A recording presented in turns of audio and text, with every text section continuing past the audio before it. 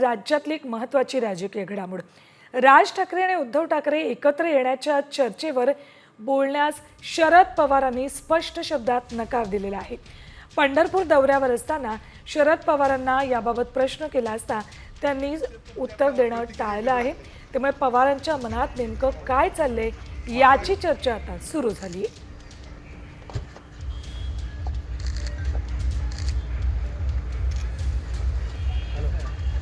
ठाकरे एकत्र येत आहेत एवढाच विषय आहे. सगळ्या महाराष्ट्राचं लक्ष तुमच्या प्रतिक्रियेकडे लागले.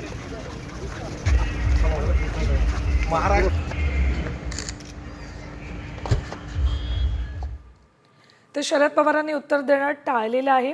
राज ठाकरे आणि उद्धव ठाकरे एकत्र येण्यावर मुख्यमंत्री देवेंद्र फडणवीस यांच्यापासून उपमुख्यमंत्री अजित पवार यांच्यापर्यंत महाराष्ट्रातील राजकीय पक्षाच्या अनेक नेत्यांनी प्रतिक्रिया दिली. उपमुख्यमंत्री एकनाथ शिंदेंनी मात्र ठाकरे बंधूंच्या या युतीसंदर्भात बोलणं टाळलं आहे.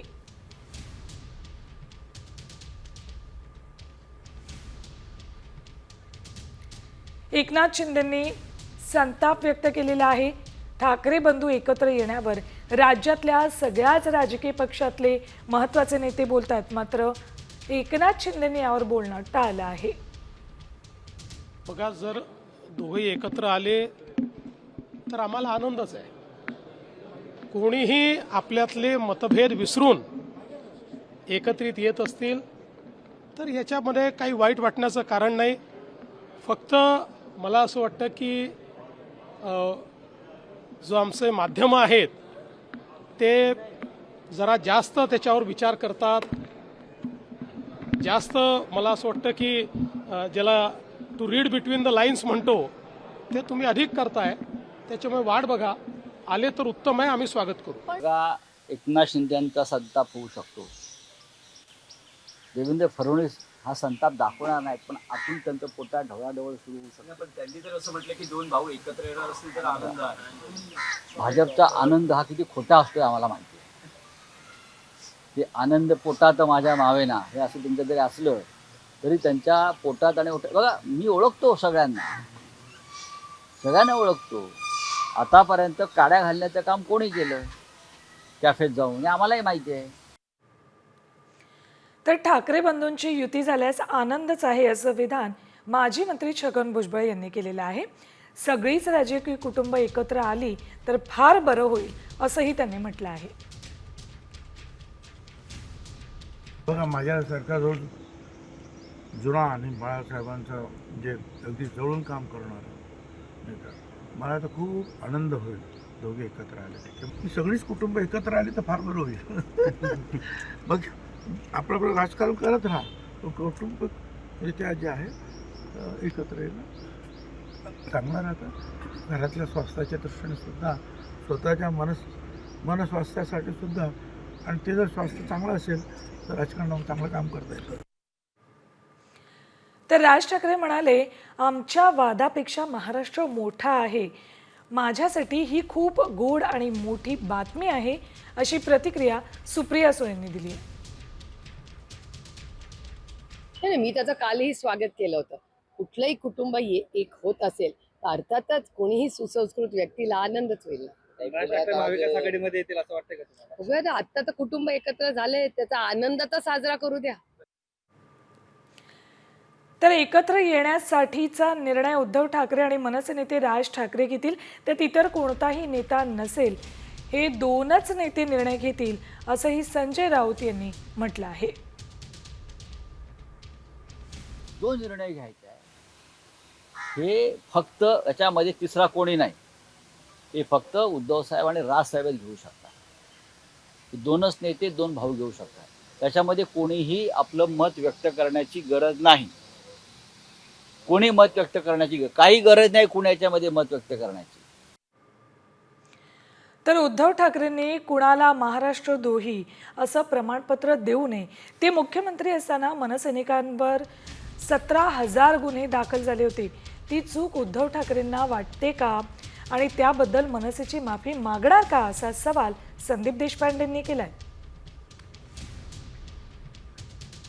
आता जसं भारतीय जनता पक्ष हिंदुत्वाचं सर्टिफिकेट वाटत सुटली आहे की हा हिंदुत्ववादी, हा हिंदुत्ववादी नाही, हा हिंदुत्व द्वेष्टा, हा हिंदुत्व द्रोही.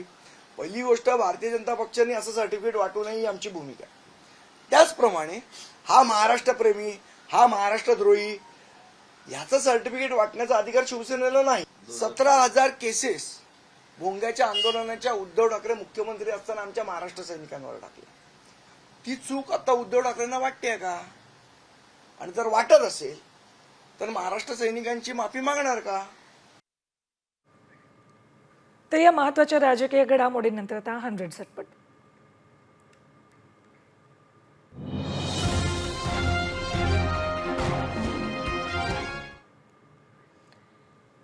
अमरावतीमध्ये ठाकरेंच्या शिवसेनेला पुन्हा धक्का बसलाय. ठाकरे गटाचे युवा सेना प्रमुख स्वराज ठाकरे यांच्यासह धामणगाव, अचलपूर, तिवसामधील अनेक पदाधिकाऱ्यांनी भाजपमध्ये प्रवेश केलाय. भाजप प्रदेश अध्यक्ष चंद्रशेखर बावनकुळे यांच्या उपस्थितीत हा पक्षप्रवेश झाला आहे.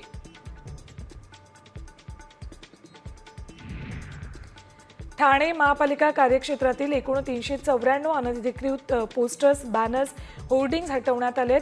होर्डिंग्जमुळे शहराचं विद्रुपीकरण होत असून अनेकदा होर्डिंग्जमुळे दुर्घटना सुद्धा घडतात. त्यामुळेच पालिका आयुक्तांनी हे निर्देश दिले होते.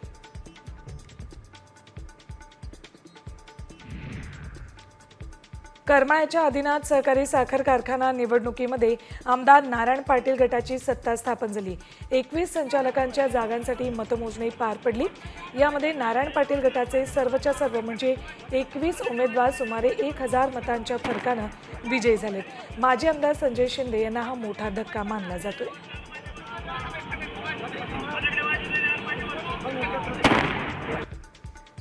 मालेगाव बॉम्बस्फोट खटल्याची सुनावणी अखेर 17 वर्षांनी पूर्ण झाली आहे.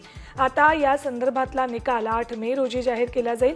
अनेक अडथळे पार करत अखेरीस शनिवारी सरकारी वकिलांनी न्यायाधीश A.K. लाहोटी यांच्यासमोर लेखी युक्तिवाद दाखल केलाय. शिक्षण हक्क कायद्याअंतर्गत 25% राखीव जागांसाठीच्या प्रवेश प्रक्रियेसाठी नवे नियम करण्यात येणार आहेत. त्यासाठी शिक्षण आयुक्तांच्या अध्यक्षतेखाली समिती स्थापन करण्यात आलेली आहे. या समितीसमोर पालकांचे अभिप्राय सादर केले जातील. त्यामुळे पालकांनी 25 एप्रिलपर्यंत अभिप्राय सादर करण्याचं आवाहन शिक्षण विभागानं केलंय. चांदोली अभयारण्य प्रकल्पग्रस्तांना मूलभूत सोयीसुविधा पूर्ण करण्यासाठी 4 कोटींचा निधी मंजूर झालाय. तसंच वाळवा, शिराळगड, शिरगावात मिरजेतील 16 वसाहतींना आमदार जयंत पाटलांच्या पाठपुराव्यानं प्रत्येकी 25 लाखांचा निधी मिळणार आहे. त्यामुळे प्रकल्पग्रस्तांची मागणी आणि लढ्याला यश आलं असं म्हणावं लागेल.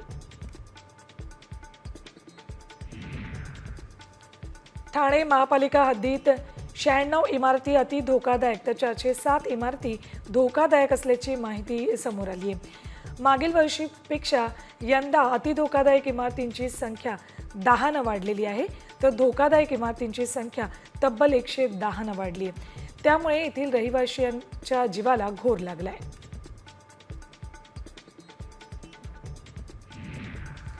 नियमांचं उल्लंघन केल्यास वाळू डेपो रद्द केले जाणार आहेत, तशी नोटीस राज्यातील सर्व 57 वाळू डेपोंना पाठवली आहे. नागपूरमधल्या 10 डेपोंवर नियम न पाळल्यानं कारवाई केली आहे.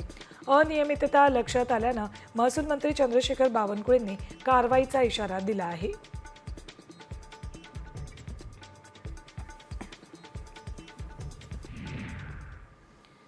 बातमी आहे जम्मू काश्मीरमधून. जम्मू काश्मीरमध्ये ढगफुटी झाली आहे आणि या ढगफुटीमुळे अचानक पूर आला आहे. यामध्ये 3घांचा मृत्यू झाला. रामबन जिल्ह्यामध्ये अनेक ठिकाणी भूस्खलन झालेलं आहे. डोंगराच्या ढिगाऱ्याखाली अनेक घरं, अनेक गाड्या गाडली गेली आहेत. सध्या बचाव कार्य जोरात सुरू आहे. जम्मू श्रीनगर राष्ट्रीय महामार्ग सुद्धा वाहतुकीसाठी बंद करण्यात आलाय. हवामानात बदल झाल्यानंतर महामार्गावरून प्रवास करण्याचं आवाहन स्थानिक प्रशासनाकडून करण्यात आलेलं आहे. श्रीनगर महामार्ग बंद करण्यात आलेला आहे. जम्मू काश्मीरमध्ये ढगफुटी झाली आहे आणि यामध्ये अनेक घरं गाडली गेली आहेत. हर जगह से जो रिपोर्टिंग आ रही है, एक त्रसदी के तौर पर देख रहे हैं कि फ्लड, स्लाइड और जिस तरह से ये पानी का बहाव और डाइवर्जन ऑफ वाटर हुआ है, जिसमें काफी यानी करोड़ों के हिसाब से लोगों का नुकसान हुआ है. दुकानदार हों गाड़ियां हों, और उसके साथ ही जो होटल हैं, मेन मार्केट बोली बाजार रामबन की जो हालत देखेंगे आप जिस नाले के साथ से, और कितनी दुकानें यानी कट के दरिया में पहुंच चुकी हैं। पुन्हा बातम्या झटपट। पंतप्रधान नरेंद्र मोदींच्या हस्ते नागपूर मुंबई समृद्धी महामार्गाचं लोकार्पण 2 मे रोजी होऊ शकतं, अशी माहिती MSRDCनं दिली आहे। इगतपुरी अंबाणीपर्यंतचं काम नुकतंच पूर्ण झालंय। हे काम पूर्ण झाल्यामुळे नागपूर ते ठाणे हे अंतर केवळ 7 ते 8 तासात आणि मुंबई आणखी काही तासात गाठणं शक्य होणार आहे। मुंबई गोवा महामार्गाचं काम येत्या जून महिन्यात पूर्ण होणार आहे। हा प्रकल्प पूर्ण करण्यासाठी केंद्रानं जूनची डेडलाईन दिली। या डेडलाईनमुळे या रस्त्यामुळे मुंबईतून गोवा फक्त 6 तासात गाठता येईल। तसंच कोकणवासी आणि गणेश भक्तांसाठी हा प्रवास सुखकर होणार आहे। पुण्यामध्ये कात्रज परिसरात एकाच वेळी अनेक ठिकाणी खोदकाम सुरू आहे। परिणामी कात्रज वाहतूक कोंडीत अडकले। कात्रज चौक कात्रज देहू रस्ता खणण्यास बायपासवर खणलेला आहे। त्यामुळे कात्रज कोंढवा रस्ता कात्रज गांगेवाडी या ठिकाणी रस्ता खराब झाल्यामुळे वाहनांच्या रांगा लागलेल्या आहेत। CSMT ते विद्याविहार दरम्यान 5 तासांचा मेगा ब्लॉक आहे। ब्लॉक कालावधीमध्ये CSMT वरून सकाळी 11 ते दुपारी 4 वाजेपर्यंत धीम्या मार्गावरील सेवा जलद मार्गावर वळवली जाईल। हार्बर मार्गावर देखील ठाणे ते वाशी दरम्यान सकाळी 11 ते दुपारी 4 पर्यंत ब्लॉक आहे। वेळापत्रक पाहूनच घराबाहेर पडण्याचं आवाहन केलंय। वसई तालुक्यापासून पालघर मुख्यालयापर्यंत शीघ्रगतीनं प्रवास करण्यासाठी या ठिकाणी फेरी बोट अर्थात रोरो सेवा सुरू करण्यात आली आहे। यामुळे विरार ते पालघर प्रवास अगदी जलद गतीनं होणार आहे।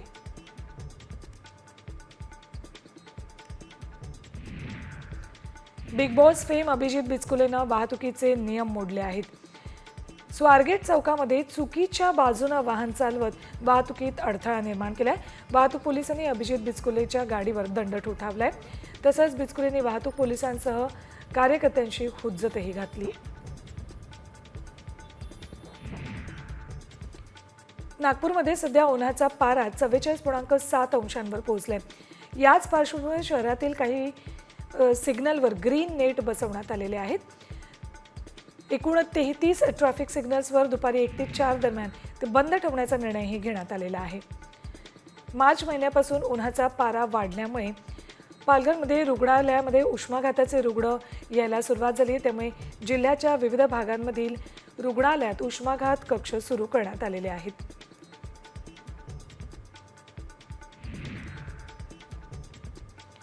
उल्हास नदीवर पाणी पुरवठा करणाऱ्या मुख्य जलवाहिनीवर प्रवाह मोजणी मीटर बसवण्याचं काम 22 एप्रिलला हाती घेण्यात येते।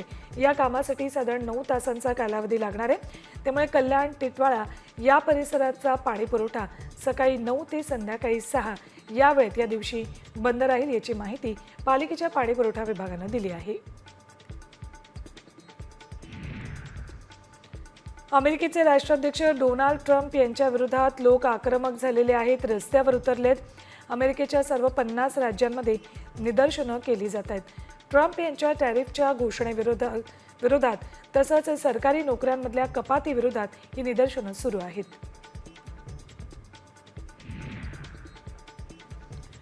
मुंबईच्या विलेपार्ले परिसरातील जैन समाजाच्या मंदिरावर कारवाई करणाऱ्या पालिका अधिकाऱ्याचं निलंबन करण्यात आलेलं आहे। याशिवाय मंदिरात पूजा करण्याची जैन बांधवांना परवानगी देण्यात आलेली आहे। मुंबई महापालिकेनं जैन मंदिरावर कारवाई केली होती। हे मंदिर हटवण्याच्या कारवाईनंतर जैन समाजाकडून रॅली काढण्यात आली होती।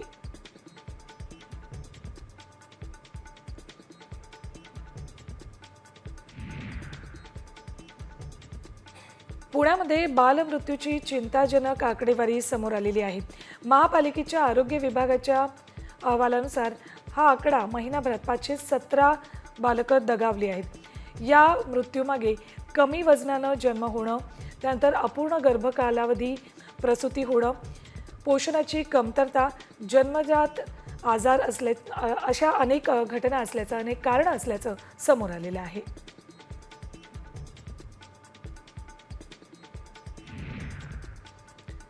शिवनेरी किल्ल्यावर 20 पर्यटकांवर आग्या मधमाशांनी हल्ला केलाय. उष्णतेमुळे मधमाशांचा स्वभाव आक्रमक होतो, त्यामुळे हा हल्ला झाल्याचा अंदाज आहे. जखमी पर्यटकांना उपचारासाठी जुन्नर ग्रामीण रुग्णालयामध्ये दाखल करण्यात आलेलं आहे. 1.5 महिन्यात तिसऱ्यांदा पर्यटकांवर अशा पद्धतीनं मधमाशांचा हल्ला झालाय. त्यामुळे वनविभागाच्या उपाययोजनांवर प्रश्नचिन्ह निर्माण झाले.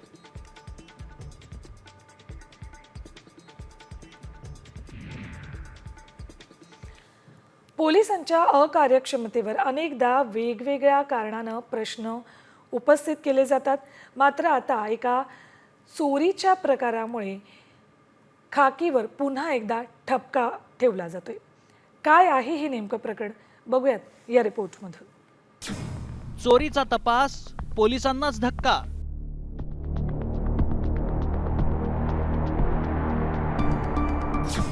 खाकीतला अधिकारीच निघाला चोर.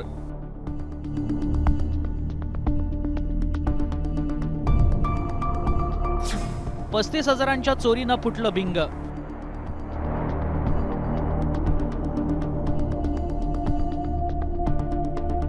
चोर कितीही हुशार असला तरी काही ना काही पुरावे मागे सोडतोच.